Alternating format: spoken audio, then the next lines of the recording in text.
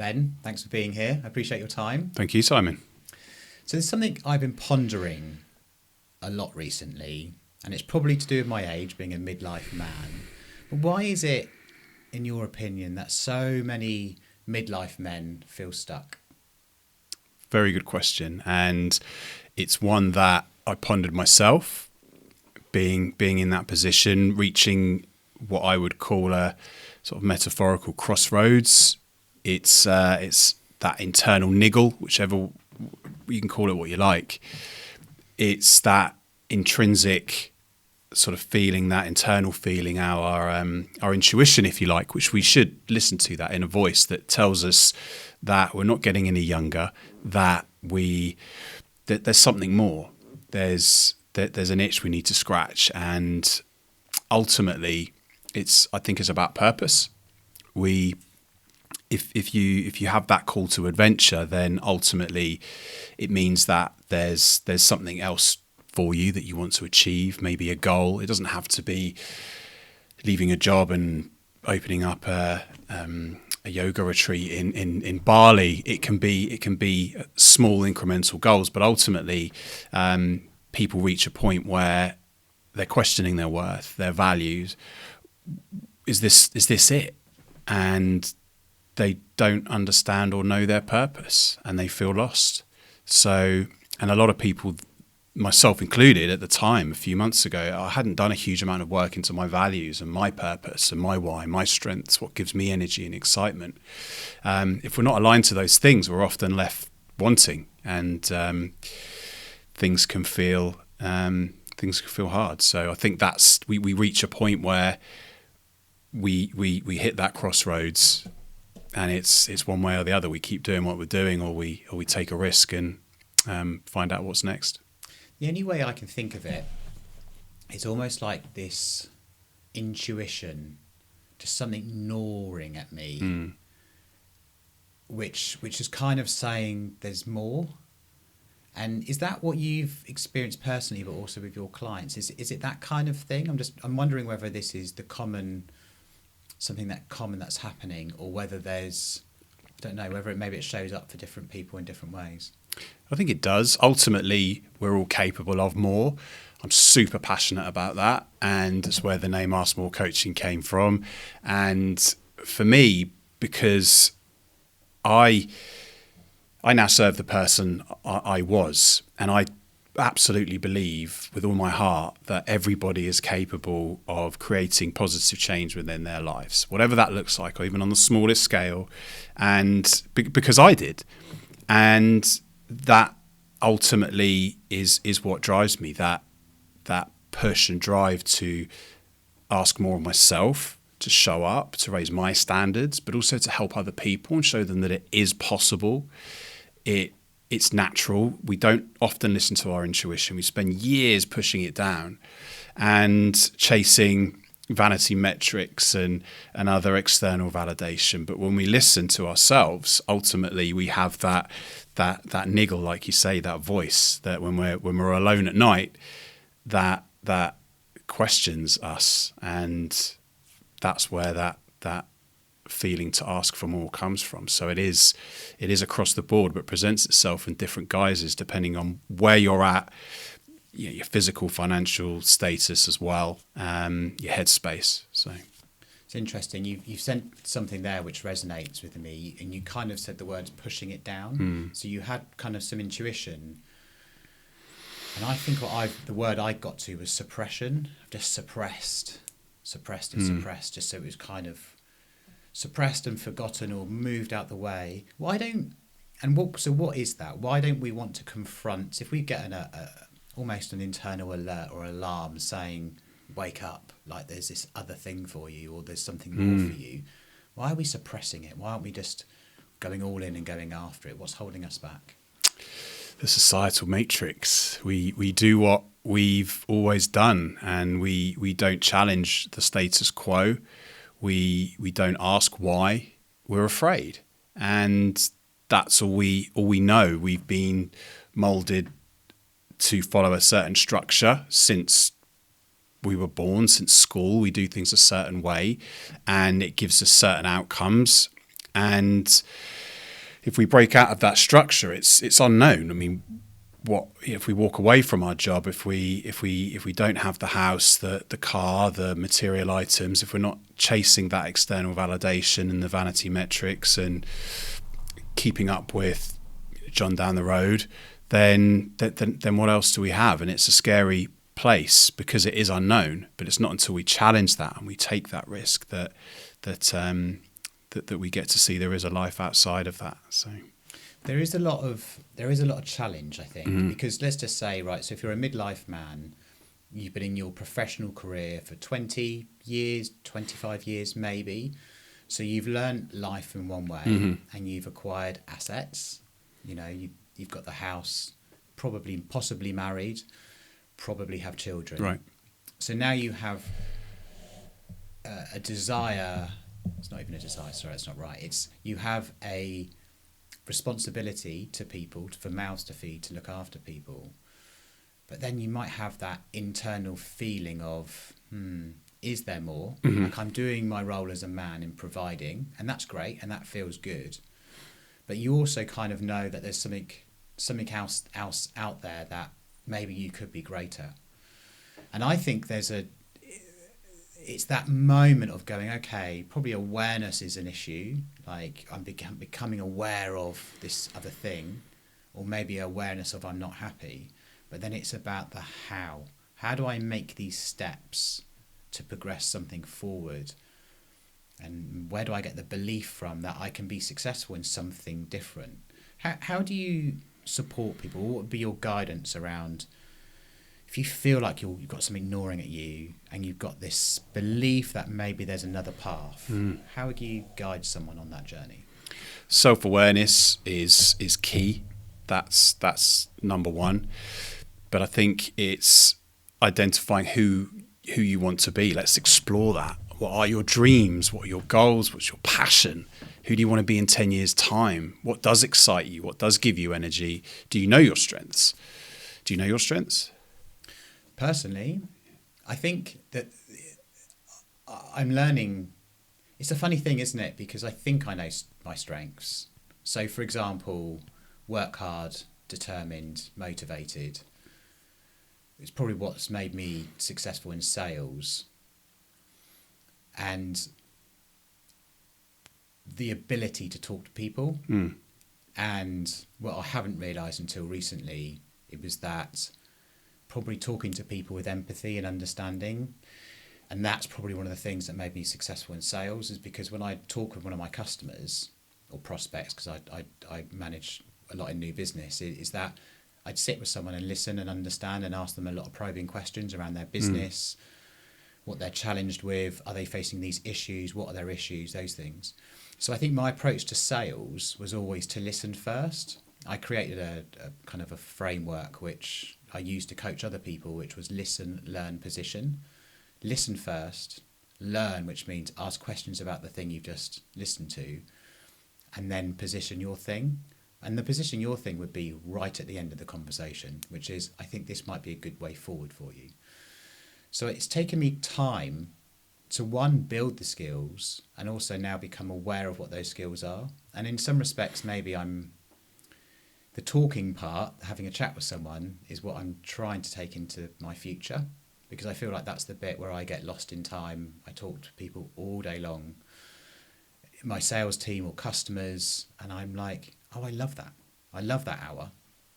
So I feel like they're kind of some of the bits that I'm beginning to be aware of, that are my strengths, which I think are true. And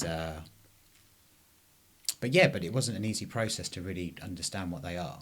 And probably there's lots more untapped stuff which I don't know about. How would you work on that with someone? Yeah, so we're not taught about those types of things in school or college. We're not taught about our emotions or how to tap into those reserves. And ultimately, if we have a feeling that isn't aligned to the corporate values and structure, then we suppress it, like you said. So it's asking those questions. It is listening. It's who do you want to be? What goals do you have? What adventures do you want to have? What are your business goals, your personal goals, and your adventure goals? What are your financial goals? What do you need to survive and maintain this lifestyle, what can you get rid of that you don't need? Who's coming with you on this? It doesn't have to be, I guess, let me start again. Once we've established that, then we can start putting that strategy in place to help getting people to where they need to be, sharing stories, positioning where we may be able to help. But it's ultimately self-guided, and it starts with allowing yourself to feel, to figure out, do a lot of work with the values, and then aligning your strategy to that. So there's a lot of deep inner work before we start putting in those steps. But for some people, it could be building new habits, healthier habits to help you in your current role around forging a better, healthier mindset. It could be you want to read 4 books, you want to be able to get fitter, faster and healthier than ever before. Then let's look at ways to create that. It doesn't have to be that foundation will then allow you it will compound and allow you to build to focus on those longer term sort of 1, 2, 3 year goals. You said something really interesting there, right? I'm going to pick up one word you said, which was to feel. And that's what I think the intuition piece is, to feel that intuition. Why do you feel, or why do you think, let's answer that question differently. Why do you think men struggle with sitting and just feeling? That's a good question. I think I know there is a stigma around masculinity, what it means. I think it goes back to that societal piece where we're taught that boys wear blue, girls wear pink. We're not encouraged to open up and talk about our feelings. And I think there's that inner belief and mindset in men that you get on with it, that feeling is and showing emotion is a weakness, and that exposes you. And we don't want that, because we need to be the breadwinners. And there's a fear that if we do show that, also that we'll get shut down. But that's where growth happens, by allowing yourself to be open to vulnerability, that you can understand the things that have been holding you back, and understand that drive and that passion to move forwards, to set those strategies up for success, to allow you to grow into the person that you want to be. I'll give you an example, if I may. I struggled for many years to love and accept myself. I didn't know this at the time, but after a lot of deep inner work with my coach, I was pushing people away. I was acting in a way I wasn't accepting of love, and then people wouldn't respond well to me. So I was like, I've just, nobody likes me. I've just proved a point. I'm not worthy of it. And it wasn't until you love and accept yourself, and you accept these things, that you let people in, and you're able to feel and connect with your emotions and show empathy and have some self-worth that builds your self-esteem and confidence, and ultimately let other people, those closest to you, love you and love them back. And for me, I'll be honest, I struggled for years to tell my mum I loved her. And that's maybe an ingrained mindset from, how you grow up, that you got to be tough in the 80s and 90s, and you don't show love. But things are different now. Like with my son, he's got absolutely no problem saying "love you, Dad" in front of his mates. We have a hug every time we see each other, and I've got no problem saying the same. So I think things have shifted, but ultimately there is a stigma that's in place that stops us from really showing ourselves and opening ourselves up. I think one of the thank you for sharing, because that's really great that you can be open and be vulnerable. And one of the things that I'm trying to be a bit of an advocate here in some of the conversations I've had recently is I really want men to feel comfortable opening up and talking and listening to each other. And I would love somehow to remove the stigma around it, because one, I love to open up and share and have deep conversations.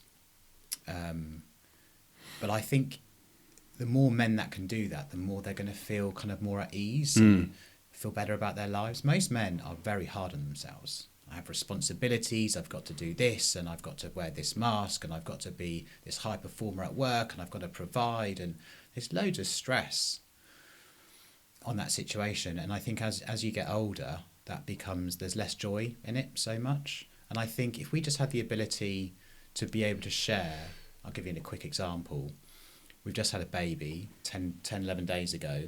My wife has had at least one visitor a day-ish from a female who wants to one of her friends meet, see the baby, hold the baby, have a cuddle, and that's lovely, that's maternal.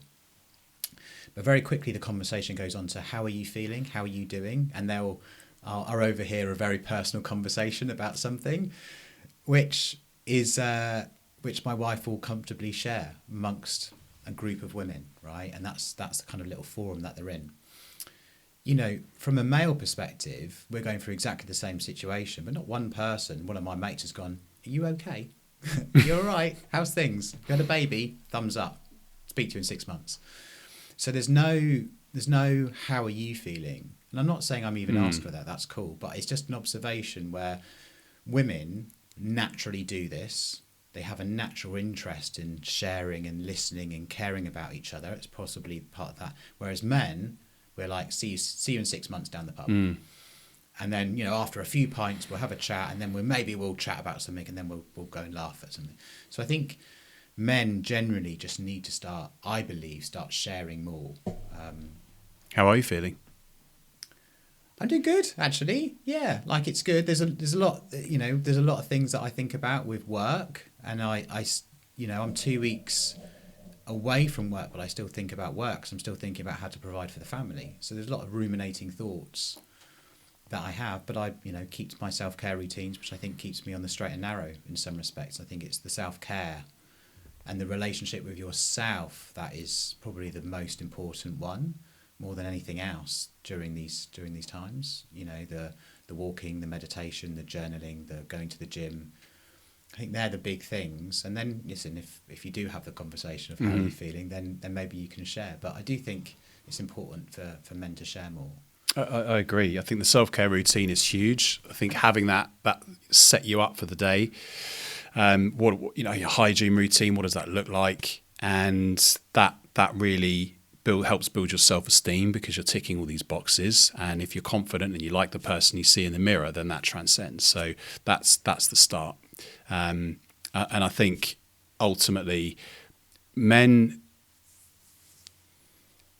our friendship groups are, you know, smaller, or mine is than it was, and I could probably count on one hand. I think it's the coffee shop test. My coach says is, how many people would you go and have a coffee with and open up with? And it's probably no more than 5 for most people. I can probably count 3 or 4 that I definitely would.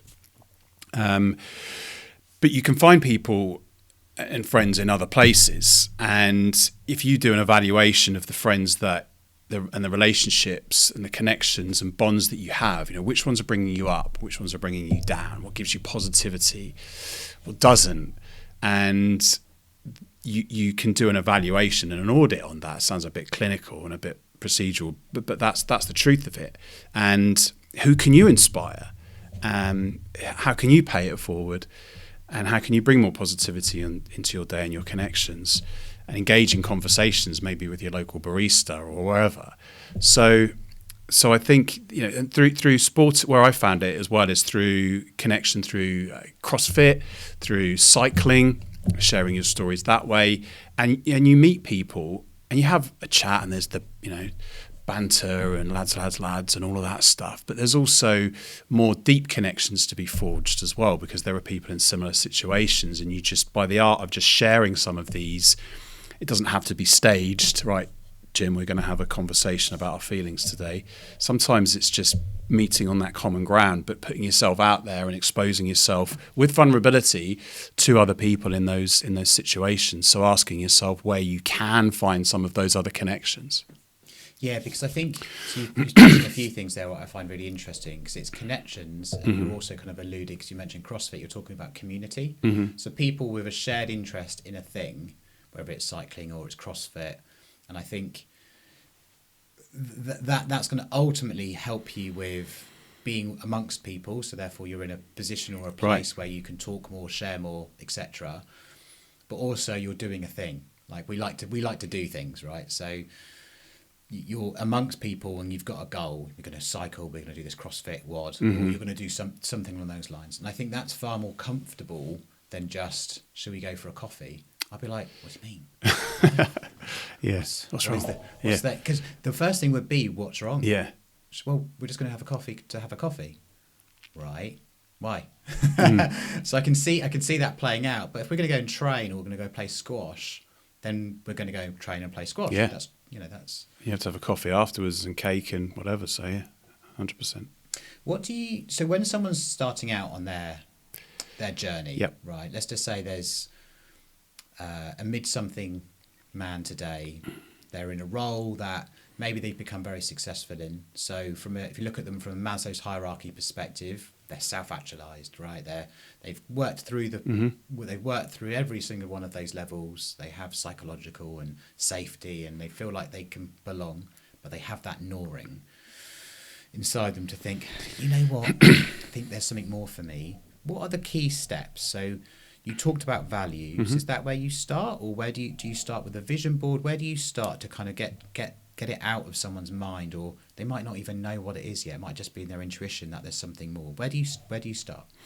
So the hierarchy of needs is an interesting thing, and I just quickly on that, if I may. Please. I was out cycling a while ago, and it was a really long ride, and it was wet, rainy, and cold. And it's amazing how quickly you can go down the hierarchy of needs, and you're at the bottom of.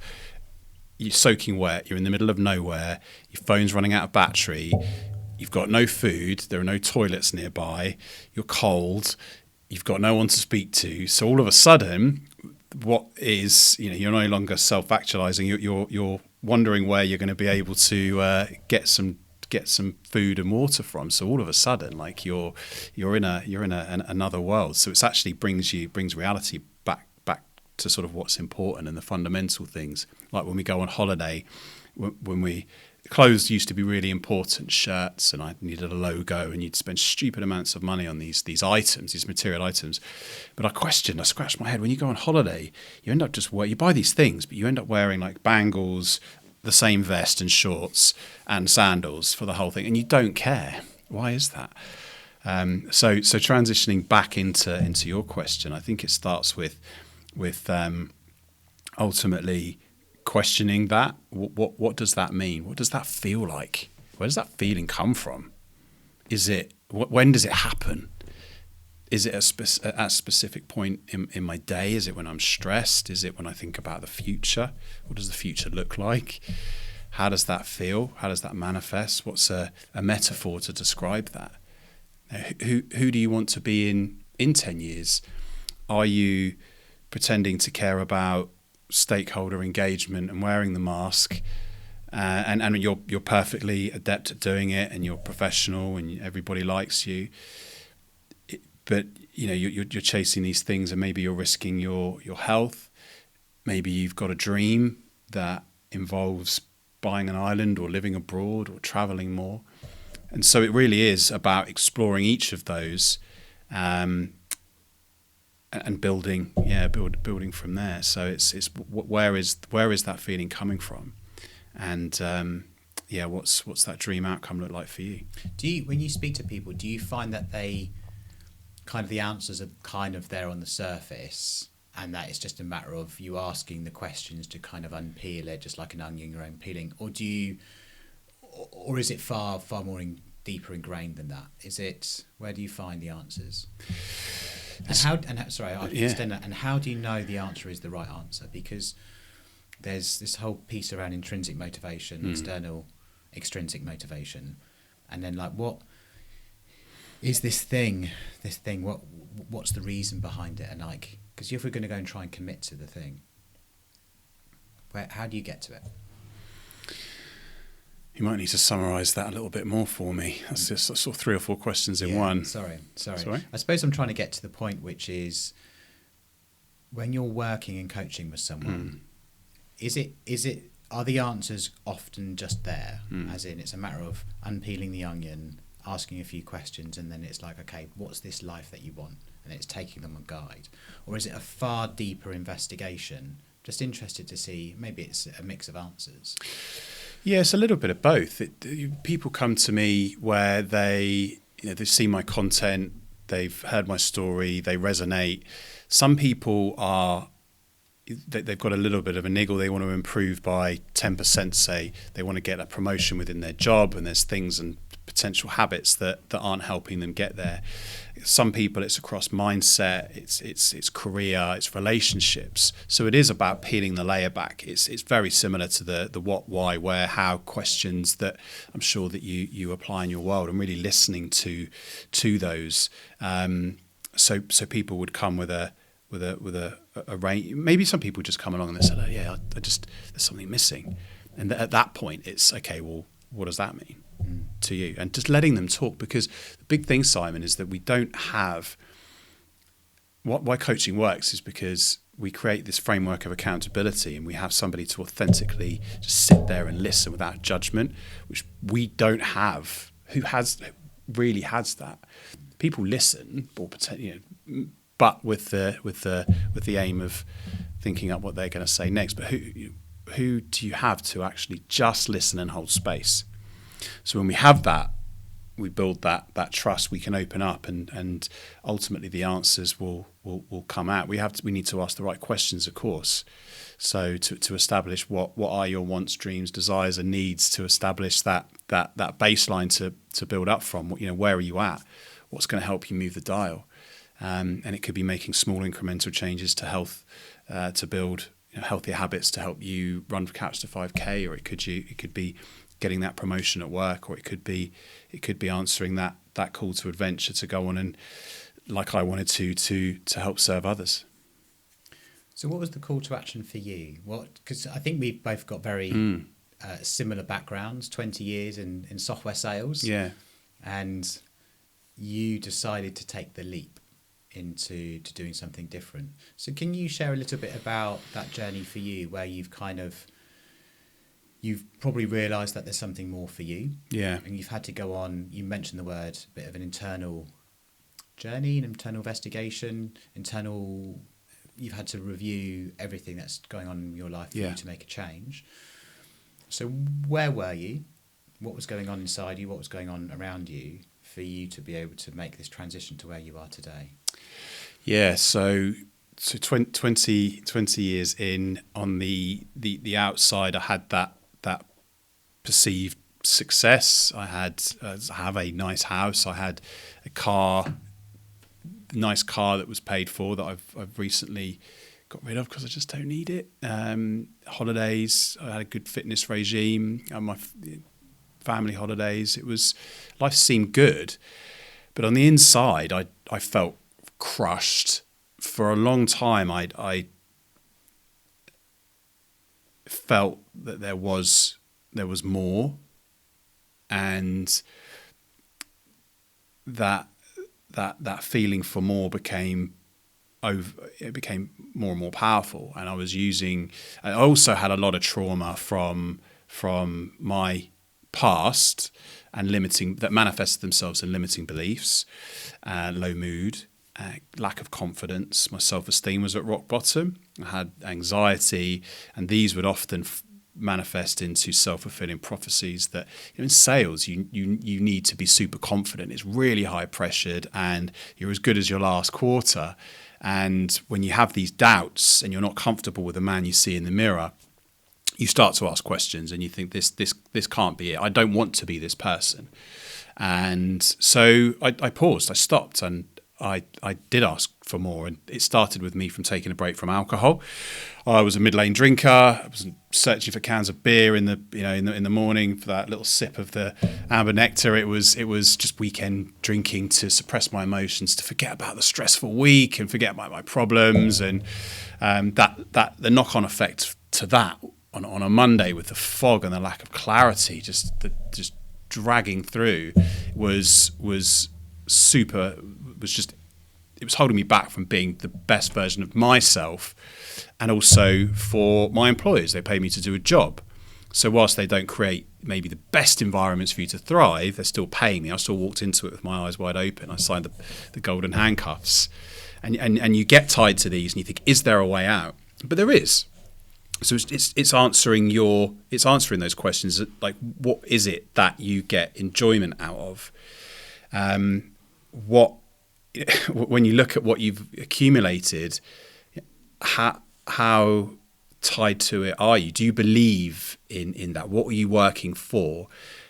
When I reached that, not so much a pinnacle, but I didn't really have to worry about money, and I had savings, and it was, I didn't feel fulfilled. I was still feeling empty. But Simon, you're supposed, when you get the house, the car, the family, these things, you're supposed to feel fantastic. That's what you're taught, and that's what you work for. That's what you grind out and grit it out for through your 20s and early 30s. But when you don't feel, and it doesn't give you that feeling that of what it's supposed to, and in fact it's starting to impact you mentally and physically. It's causing you to be moody around your family, sort of not engaging, and there's other stuff that it's getting in the way of. Then that's when that for me was that sort of calling point where I had to stop and say, right, what is it that I want, and being honest with myself as well. So not ignoring all the signs, not ignoring where my effort, performance into my personal and professional life. What is it that I need to do? I need some clarity. I need some alignment. I need to really find out my purpose. I need a coach. So I took a break from alcohol, employed the services of a coach. I was able. There's lots of self-help out there as well. I mean, that's how I found my coach. And there's books and there's podcasts. There's loads of resources, and I can refer people to that. There's things you can do for free. And doing that deep inner work around some of the beliefs that were limiting beliefs that were holding me back and stopping me from stepping into the person that I wanted to be. It was smaller incremental changes over a long period of time. It was getting my self-belief back and the confidence in the man I wanted to be, building up my self-esteem, dealing with the trauma, and over time your confidence builds. And doing that work along with the values and the goals piece, I was able to build enough confidence to start my journey as a positive psychology coach. I did that as a side hustle, and until I was in a place where I was able to leave my corporate job and follow my passion. And for me, it's living a life aligned with my values and live authentically. And what that means, it may sound a bit woo-woo, but living aligned, my values are, or the main one's autonomy, and underneath that sits that ability, the flexibility to work autonomously, to live autonomously, to travel. Travel's really important. That flexibility to work, I do to earn money how I want to on my terms, and getting out in nature, self-care, being out in the environment, those things, conversations are so much more heightened when you are outside, even taking a small break. So a couple of things there that are really important to me to learn. Curiosity is my second top strength. So it's my second strength. So being curious, building my knowledge, and being able to share and to give that back. If I can do those things, then I'm answering my call to adventure. I'm living a life aligned with my values and purpose, and to be able to give back. So long answer, but that was a great answer. Does that help? Yeah, that was a great answer. That was a really great answer. There's so many ways I can go from there, but I'm going to talk about something which I think think it is part of your work, your coaching, which is, so we're going to talk about what was holding you back, right? And let's talk about limiting self-belief. Yep. But also let's talk about the impact of alcohol, because I've been on this journey as well, and I think it's something that we've got in common. Yep. So just share a little bit about, that thing that was holding you back, and then the self-belief, alcohol. Can you bring that into a story? Yeah. So limiting beliefs. I didn't even know what they were. It was just stories and a narrative I told myself. The inner critic, the inner chimp, whatever you want to call it, that second voice inside of you that tells us that we can't do something. You're not good enough, smart enough, fit enough, good looking enough, rich enough. All the things that we play on our minds, and it's natural. 80% of the thoughts we have are negative. It's a survival instinct, and our brains doesn't want to put us into certain situations where we may fail. So there are like limit factors in there that hold us back. For me, it was years, and other people will relate to this. There's years of trauma. That means different things to different people. That built over time. That meant I felt that I was telling myself a story that I wasn't good enough, smart enough, rich enough, happy enough, good looking enough to be able to do these things. I'm going to fail. So that was really holding me back. And I was at war with myself, because there was things that I was doing, and I was building this life, and I was moving up the corporate ladder, and I did a post about getting a car. I got this doesn't mean anything in the great scheme of things, but I'd always wanted a BMW, and I was in my mid-30s, and I bought this car, but I wasn't happy, and I just sort of started really, really questioning it. So I was at sort of war with myself. It's like one side of me saying, "Oh, you can't do this. You're never going to achieve. You fail. You don't deserve that." And the other part of me is, "Oh, hang on a sec. You've done this. You've worked hard. You don't owe anybody anything." And so, but the beliefs was sort of pulling me down. And I mean, a great question that I ask clients now is, what's a more helpful thought? Can you ask yourself that on a regular basis? Challenge the evidence about these beliefs. But for me, I used alcohol to deal, just quiet that voice down. It's a busy place, my mind, and a lot of people will relate. So alcohol is the norm. It's in our DNA, Simon. You don't question it. Let's go for a few beers. Yeah, great. Do I even want a beer? What am I doing? I'm going to have a couple of beers. I never saw the sense in just having one or two, because it just makes you feel a bit dry and a bit drowsy. If you have a pint in the afternoon with lunch, then you feel that. So I would push down and suppress these feelings with alcohol at the weekends, and it felt good because I absolved myself of my responsibilities. Having a few pints, a couple of glasses of wine with dinner, as you know, maybe a couple more. When I was younger, you'd go out and you'd have vodka and Red Bull, whatever it was, and it's how I dealt with my problems. But ultimately, on the flip side of that, you've got the knock-on effects of alcohol, and you just accept them. It's just a liquid in a glass. You're poisoning yourself effectively, and you're waking up low mood, anxiety, you're moody, you're not your best self, your appetite's crap, your skin's bad, and a whole pool of other things as well. So for me, it was a coping mechanism that I knew wasn't helping, but it's a largely untapped area of performance that is widely accepted in society and needs to be challenged. It's expected in society.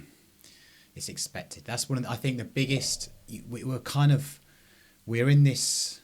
Since we were teenagers, it's been a thing, right? So go have your first drink. Getting into the bar when you're 18, like have the first drink. Oh, yeah, that's just the first one. Then you've got to have more. And it's so ingrained in our society as a thing to go to. I drank heavily I drank a lot during my 30s. at the top of my sales career, because I was at the top of that tree, if you will, the sales career. But then I would still soothe, calm everything down with a glass of wine. My wife loves a glass of wine, a bottle of wine, you know, etc., etc. And then it does take its toll. It takes its toll because you just showing up to work with a bit of a hangover. You're not really performing at your best, but you're doing enough to get by. It's just this exceptional thing that just continuously happens, especially in our industry in software. If you're not going to go out for a drink with a sales team, you know, there's a whole piece there. It's really hard, I think, for people to even consider that it could be a problem. But I think the whole idea of a problem drinker is a different, you know, we have this image of the movies, don't we? Which is they have a problem drinker on a park bench in a bottle, and they're falling asleep in the afternoon. It's not like that, right? Not you know, we're in the corporate world where most people are going home and having a bottle of wine just to deal with the level of stress and pressure that we're put under, so we can then get through that and be present at home. It's this repeatable cycle, which I think many people are going through. Not enough are talking about, but I think it's beginning to bubble up through social media. And then people are now beginning to realise the benefits of just being clear, calm, consistent, and going, oh, is this what life's supposed to feel like? Like when we were children. Yeah, and you're right. It's people don't want to talk about it because it's a bit taboo, because they associate having a problem with alcohol as being the drunk on the park bench and scurrying around for cans of beer and stuff like that. It's not. It's and for all the reasons you said, like, oh, it's your 18th, it's your 21st. I got challenged on Christmas. Oh, it's Christmas Day. Have a drink. Oh, it's free. And we went out for lunch with the family. And so here's a glass of champagne. I was like, I don't want it. So then, but it's free. It's Christmas. Okay. It's expected. It's just it's laughable in the sense I'm not anti-alcohol. I'm not an alcohol-free Jesus.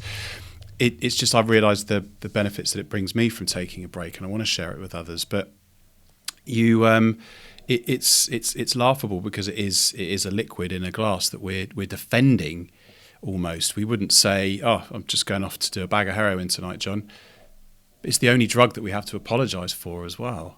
And it is a drug. It's highly addictive. So, yeah, the best thing that you can do is sort of ask yourself, what impact is it having? Put it on a scale.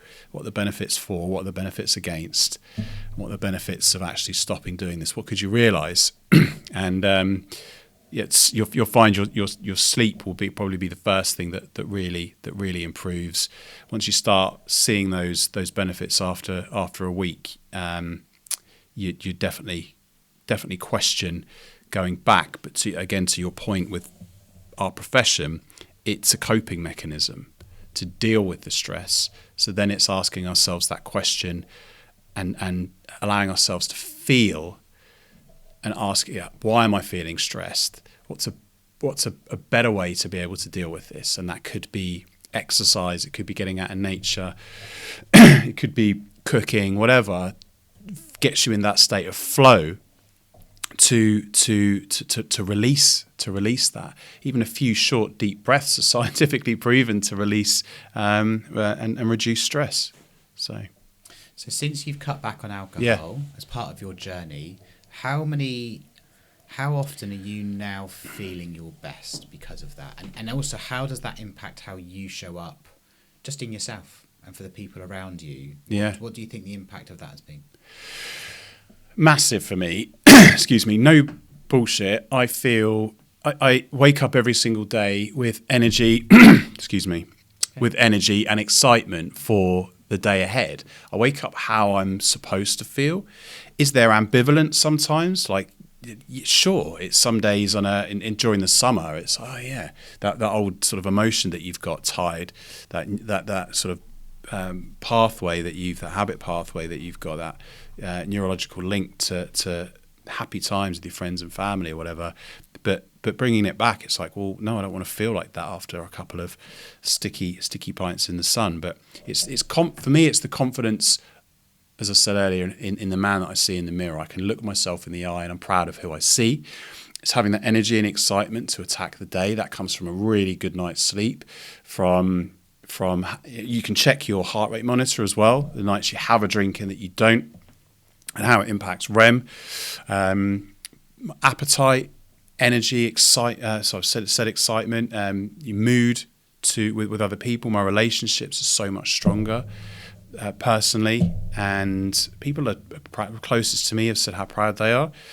And it's not to say that, hey, Ben, you had a big problem with alcohol before. It's we know that you weren't happy and you weren't showing up as the man you wanted to be. And I stopped. I did a year during lockdown because I didn't want to.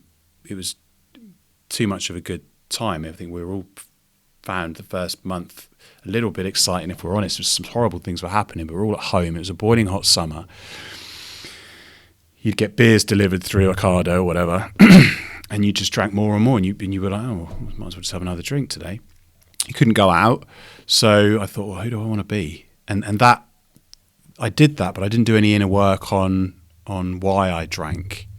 So I went back to it, thinking I could control it, and I went back to my ways. And so this time was slightly different, and I did do that midway through, about a third of the way through the year, before I left my corporate job.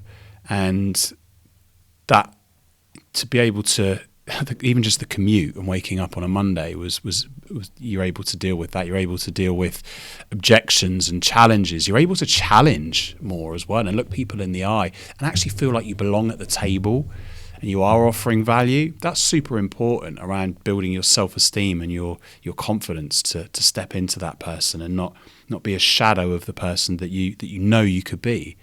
So, yeah. I know the answer to this, but I'm going to ask it. Do you think alcohol was holding you back? I know so. Yeah. It is. Even in leadership, even a few pints. If you're not, it's stopping you from performing at your very, very best. You can show up, perform, you can exercise. I did all of that. I used to go in beast mode because I was like, wanted to, I know I'm going to drink this weekend, so I need to sweat out even more calories, but it doesn't have to be that way. So it does limit you. And if you don't have to have a problem with alcohol, but you will know in yourself if it's holding you back. It's so interesting because our journeys have been so similar. We're from the years in software sales.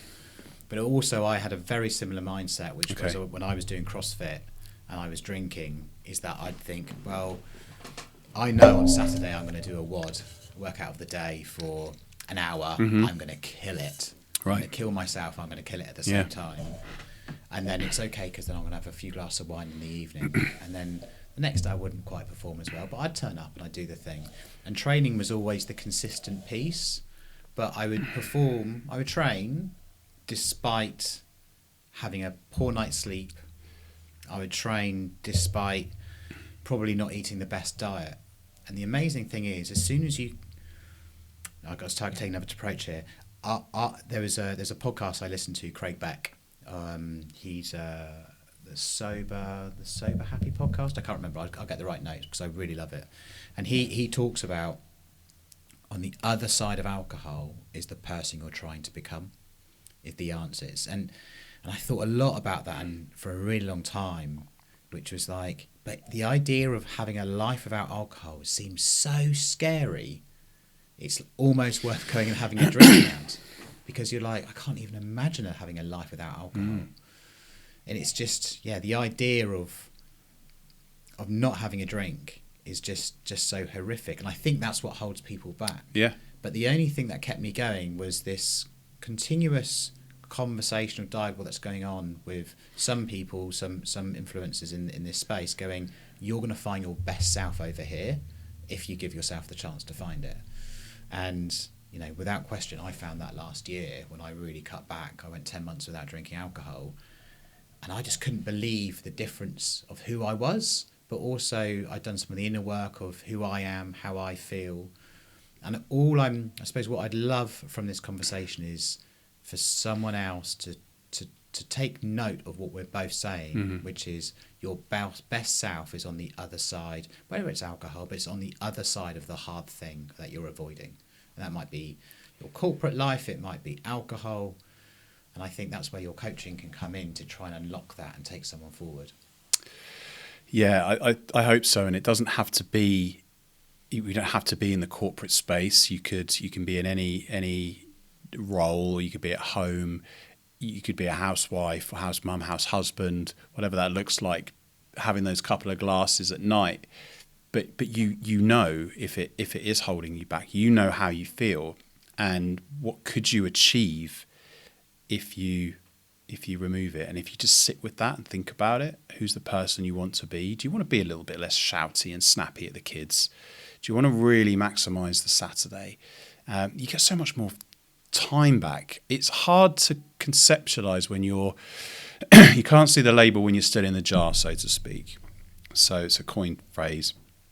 But when you step out of it, it's like, oh, this is it. And you don't have to do it forever. That's the hard thing. Telling yourself that is overwhelming. I think it's setting yourself a goal just to experience some of the benefits and allowing yourself to feel, doing some of the healing, doing some of that inner work, and then you can decide what you want to do. But know your why, know your purpose, and align with that, so you have that motivation to not go back or not sabotage yourself. Yeah, I think it's almost overwhelming. It's too overwhelming for someone to think, I'm going to go into a sober, I'm going to become sober, and then that's the answer. I've got a problem. I don't think it works like that. I think the only way it can work is kind of a one day at a time. You experience it, and then what I found when I was 6 months without alcohol, so was that I really tried to understand my own psychology of what's the benefit here. Well, the benefit is by me not having that drink at 5 or 6 o'clock, the benefit is tomorrow morning. So there is an immediate gratification which you can do for yourself, which is my morning is going to be amazing. I have great mornings when I don't drink. And the reason for that is because you don't have a hangover and you've slept better. So if you've gone to bed on time, or on a reasonable time, you've had a reasonable night's sleep, hard for me to say with an 11-day-old baby. But so this is pre-baby. The next day is the selfish thing you get. So if I abstain at this point, the selfish thing you get for you is feeling great tomorrow morning. Yeah. And I think that's the only way I could conceptualize it as a short-term benefit. Now, obviously, there's loads of long-term benefits, but the short-term benefit is tomorrow is going to be better. I think that's probably the big benefit there. I'd love to touch on that, but just quickly. How much better, how much easier are you able to deal with a 11-day-old baby in the middle of the night, or what could you imagine what that would be like if you were hungover? Well, here's an interesting thing. So when we had Logan, our first child, who's 4 now, so that means he was born in October 2020, which was the height of the pandemic. So my wife and I, at that stage, would love a drink. So we were quickly into cheese and wine night every night, and we were at home the first time from me being an external salesperson, so out on the road all the time, where at 5 o'clock I was always done, 6 o'clock I was always done. Cheeky glass of wine? Of course, why not? So, and that went on reasonably consistently for about 9 months or so, before I realised personally, I was like, I've put on a lot of weight here, and I'm starting to get these depression symptoms. Like I'm starting to feel really low, I'm starting to feel really bad, really low. But it was so gradual and so tiny, I couldn't associate it to the alcohol. I'd feel stressed during the day because I had a stressful job, as you'd expect. And then maybe the sleep wasn't as great because I would get up 3 or 4 times, or my wife would. But there either way have been interruption. That's what led into my depression for about 2 or 3 years, which I had to really work my way to get out of that depression. I have no doubt that the alcohol was the start of that, but I saw that as the great thing I was looking forward to every night, a couple of glasses of wine with my wife. But slowly that would creep from 1 bottle we'd share to 2 bottles we'd share. repeated consistently. I think that was the beginning of the down. And now where I am, here we are 4 years later or so, now we have Luca, is that we're consciously not drinking, but we're not even thinking about it. Right.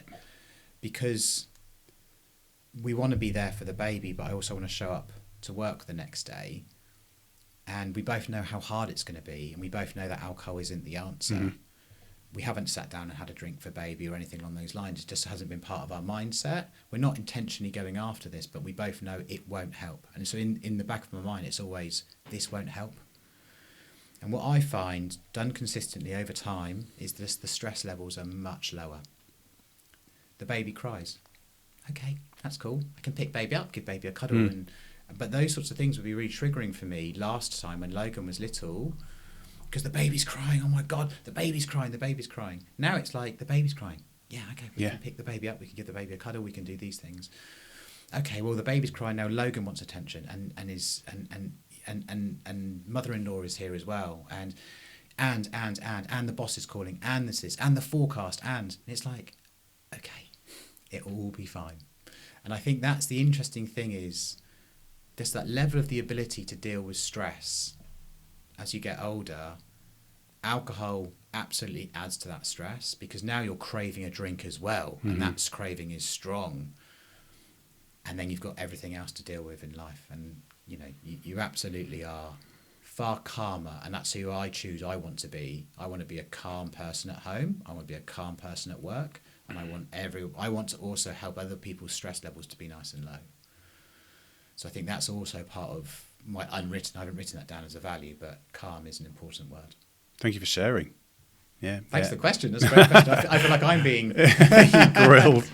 Yeah, no, I mean, that is really important. And it's for me, I noticed, so just want to circle back to your mornings, but on that note quickly, that the stress piece, when you're not constantly stressed and under that cloak of just a heavy cloak to bear, just that the decisions around drinking, shall I, shan't I, how much, one more, how will I feel, how do I want to feel, and so that inner critic can also, because you are tired and your mood is low and you get tired at the end of the day and your willpower depletes, that the inner critic does creep in, and it's about how we speak to ourselves. It's using disempowering language against ourselves, which impacts our self-esteem. So we're telling ourselves, "Oh, you've done it again. You're gonna eat like shit later. Oh, you fat idiot." We do speak to ourselves like that in our mind. So it's flipping the switch and using empowering language. I can't do this.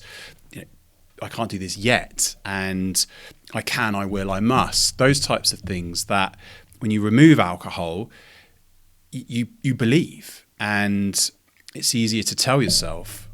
And the mornings, it is a superpower. It's the joy of missing out versus the fear of missing out. JOMO versus FOMO, right? It's that I'll tell you a quick story. I was in a pub over the summer, and I had an alcohol-free cider, and there's loads of options out there.